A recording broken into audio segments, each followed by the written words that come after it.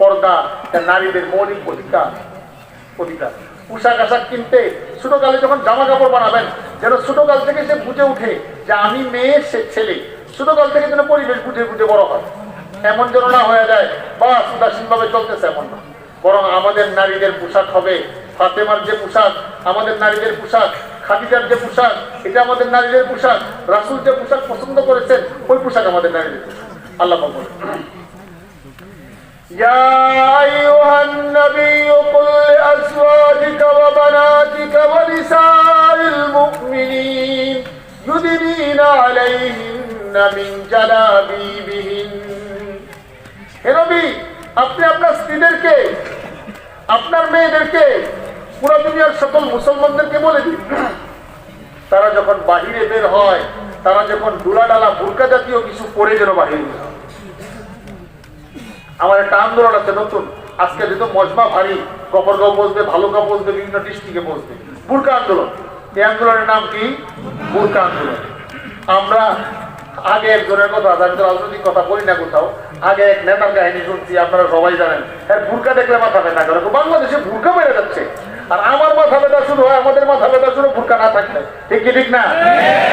আকাশ পাতাল ব্যস্ত যে বুরকা দেখলে আমাদের খুশি লাগে।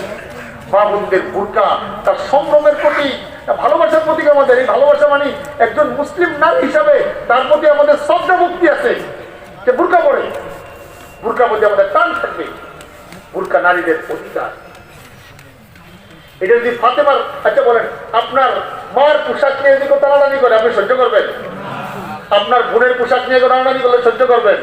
বুরকা নিয়ে যে টানাটানি করে, ফাতেমার পোশাক নিয়ে টানাটানি করতেছে আমাদের উম্মুল মুমিনিন খাদিজা, আয়েশা, সৌদা, উম্মে সালমা, ওই সমস্ত আমাদের মাদের পোশাক নিয়ে টানাটানি করতেছে। যারা বুরকা নিয়ে কথা বলে তারা আমাদের মুসলিম বোনদের পোশাক নিয়ে টানাটানি করতেছে। এটা আমাদের পোশাক, আমাদের ঐতিহ্য। আনন্দের বিষয়, আপনার মেয়েকে যখন বুরকা কিনে দিবেন, মা তোমাকে কিন্তু ফাতেমার পোশাক পরাচ্ছি, আচ্ছা ভালো লাগবে না?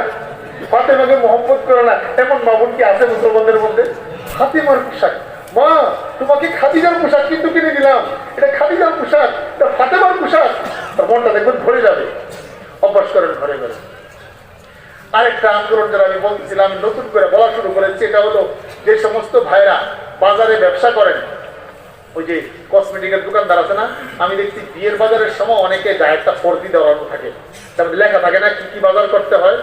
কিন্তু বিয়ের বাজার কখনো করে দেখি না, কিন্তু কাগজ দেখছি, ওটার ভিতরে বিশাল একটা লিস্টি থাকে।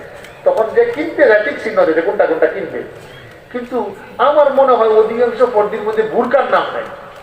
এই জন্য আমি চাচ্ছি কমপক্ষে আমাদের গফরগাঁও বাজারের ব্যবসায়ীরা, এখানে আছে অনেক ব্যবসায়ীরা, আপনারা আপনাদের ফর্দির মধ্যে বুরকা উঠান। কি লিখবেন? আপনাদের পুরো লিস্টির মধ্যে লিখবেন, একটা রাখবেন বুরকা, এক নম্বর কি বলেন? বুরকা বলেন কি?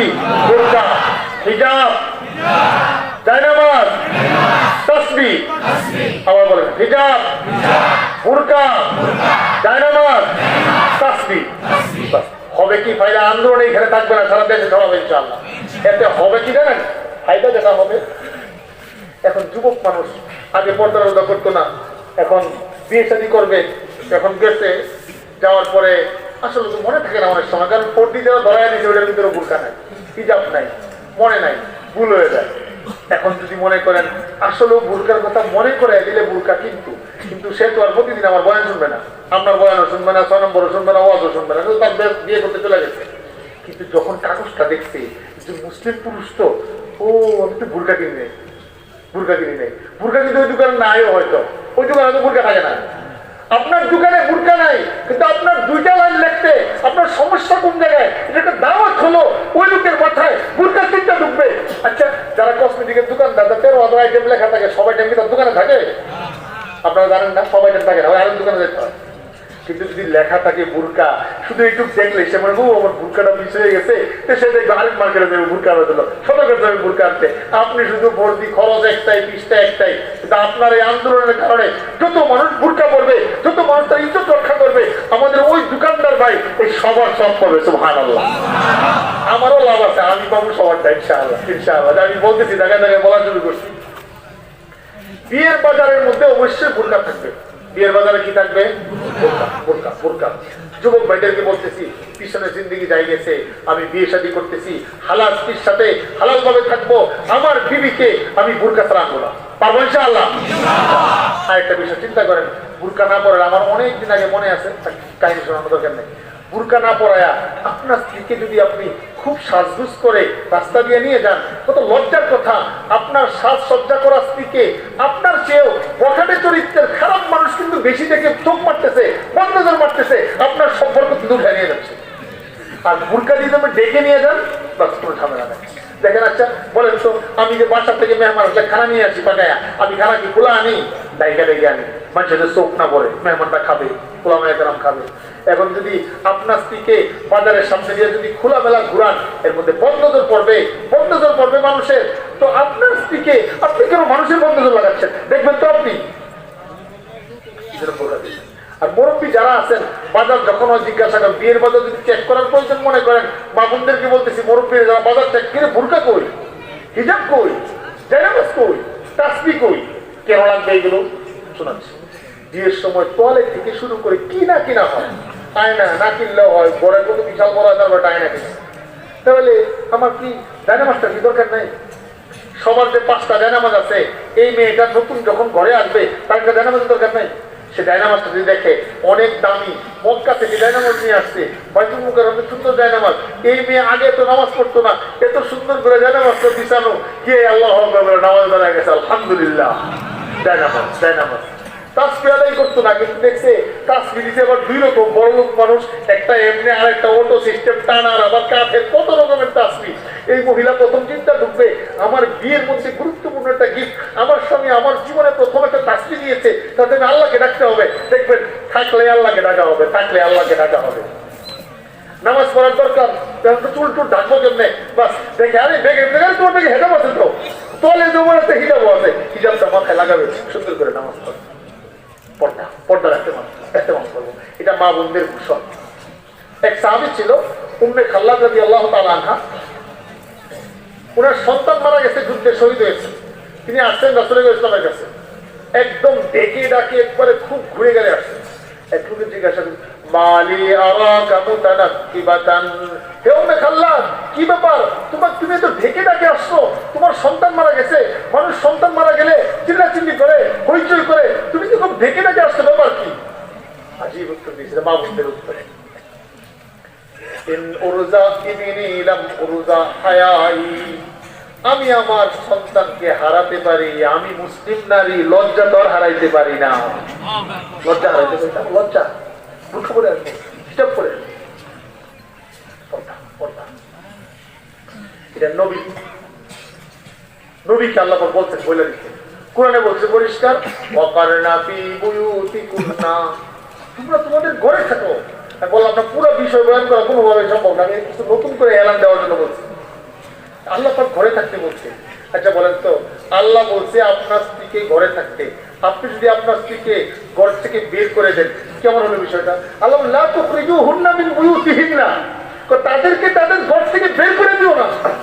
এমনকি হাদিসের মধ্যে আসছে, স্বামী স্ত্রী অনেক সময় স্বাভাবিক অভিমান, মনোমালিন্য হতে পারে, হলে অনেক সময়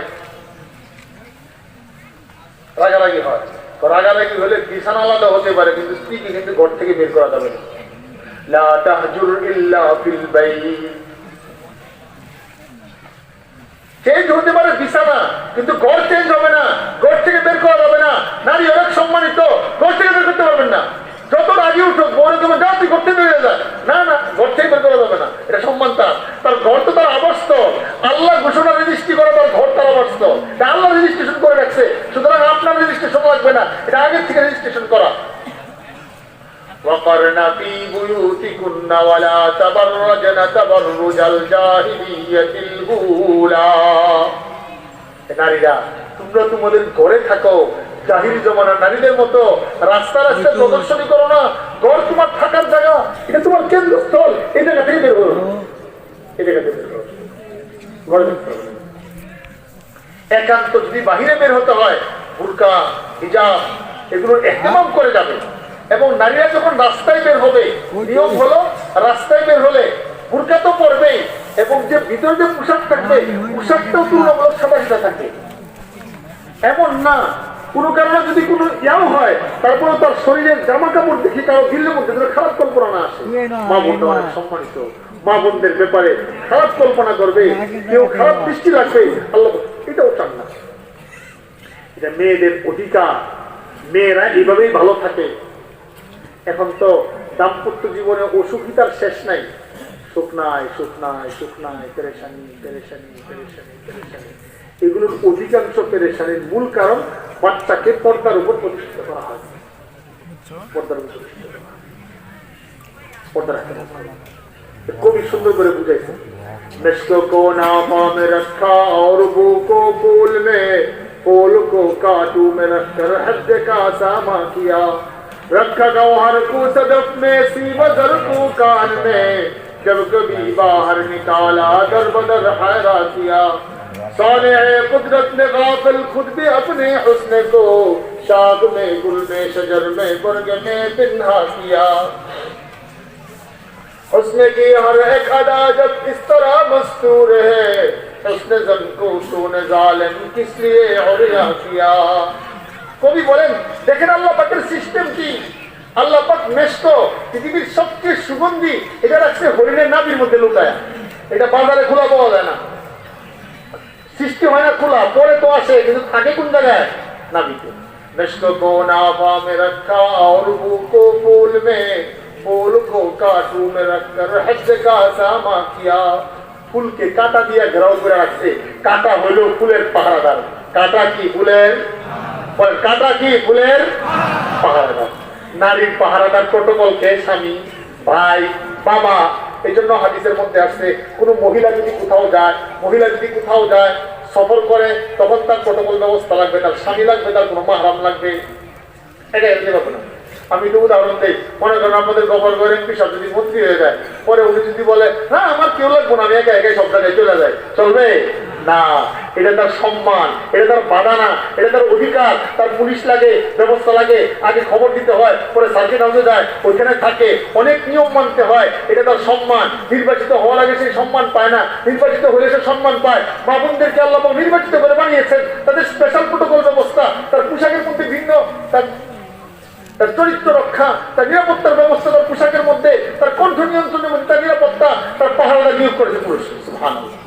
এক সাহাবী বলেন, ইয়া রাসূলুল্লাহ ইন্নী উকতুতিবতু ফি গাজওয়াতিন, আমি এক যুদ্ধের মধ্যে নাম লেখাইছি, কিন্তু আমার বিবি হজে যাচ্ছে। রাসূল বলেন, এই যুদ্ধ তো আর ফরজে আইন না, যে যুদ্ধ ছিল আর কি। নাম টাকাইকা তোমার বিবির জন্য প্রোটোকলে তুমি আমির সাহেব, তুমি হলো নিরাপত্তা রক্ষী, তুমি সাথে যাও, তার সাথে তুমি হজে যাও।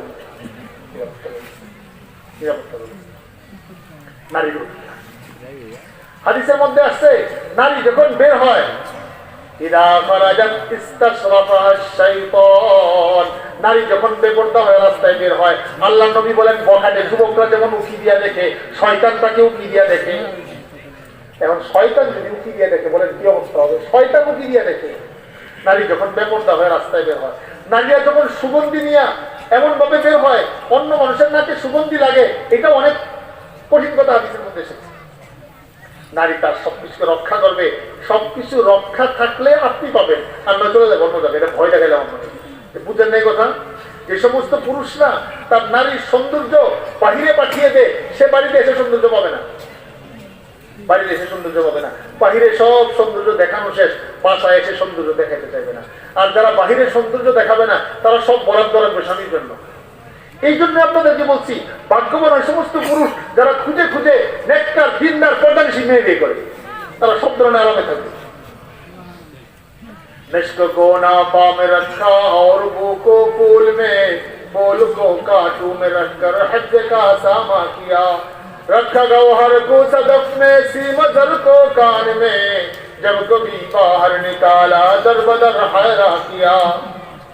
मणि मुक्ता, मुक्ता रखते झिनुकेर मध्य लुकाया, रखा गौहर को सदफ में सीमा दर को कान में। স্বর্ণরূপা এটা কি কবর বাজারে, কাঁচা বাজারে পাওয়া যায়? ওইটা মূলত থাকে খনির মধ্যে। যেন কবি বাহার নিকালা দরবদর হায়রা কিয়া, এই স্বর্ণরূপা যখন বাহিরে বের করে পেরেছানি শেষ নেই। আমাদের ঢাকাতে এক বন্ধু বলতেছিল, হুজুর স্বর্ণরূপা ব্যবহারের সুযোগ নাই, এটা তো মূলত লোহায় ব্যবহার করে। লোহায় ব্যবহার করে মানে খুব ব্যাংকের লকারে থাকে সেই ব্যবহার করে, আর না হয় ঘরের আলমারি ব্যবহার করে। মহিলারা কিন্তু স্বর্ণ বেশি ব্যবহার করতে পারে না, আত্মীয় স্বজনের বাড়িতে যাইতেও নিতে পারে না, রাস্তাও নিতে পারে না, স্বামী কিন্তু দেখানোর ইচ্ছাই নাই, স্বর্ণ থাকে লকারে। রাস্তায় বেরোলে ঝামেলা হয়।